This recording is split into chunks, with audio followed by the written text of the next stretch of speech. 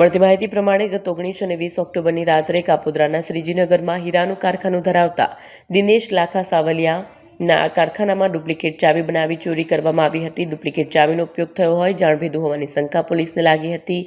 કારખાનેદારે પણ કેટલાક નામો શકમન તરીકે સૂચવ્યા હતા, પરંતુ તપાસમાં કશું નીકળ્યું ન હતું. જોકે એએસઆઈ પંકજ સુરેશચંદ્રની ધીરજે આખો ભેદ ઉકેલી નાખ્યો હતો. ચોર ફરિયાદીની નજીક ન જોઈ સૌથી પહેલાં તેમના સીડીઆર મેળવવામાં આવ્યું હતું, જેમાં સૌથી વધુ વખત વિપુલ મુકેશ ડામોરનું મળ્યું હતું. ફરિયાદીના કારખાનેથી થોડેક દૂર આવેલા કારખાનામાં વિપુલ નોકરી કરતો હોવાનું બહાર આવ્યું હતું. વિપુલના ચોરીના સમયગાળા દરમિયાન તેના વતન દાહોદ હોવાનું જણાય આવ્યું હતું. તેનું સીડીઆર મેળવવામાં ચોરીના પહેલા 2 અને પછીના 2 દિવસ તો તેનું લોકેશન તો ગોધરા જ હતું, પરંતુ ચોરી થઈ તેના બપોર બાદ તેનો ફોન બંધ થઈ ગયો. આ ફોન કામરેજથી બંધ થયો હતો. 9 કલાક બાદ ફોન પરત કિમ પાસે ચાલુ થયો હતો. કશું ખોટું કરવામાં આવે ત્યારે ગુનેગારો દ્વારા આચરવામાં આવતો કિમિયો પોલીસથી અજાણો નહીં હોય. વિપુલને ઉશ્કેરવામાં આવ્યો.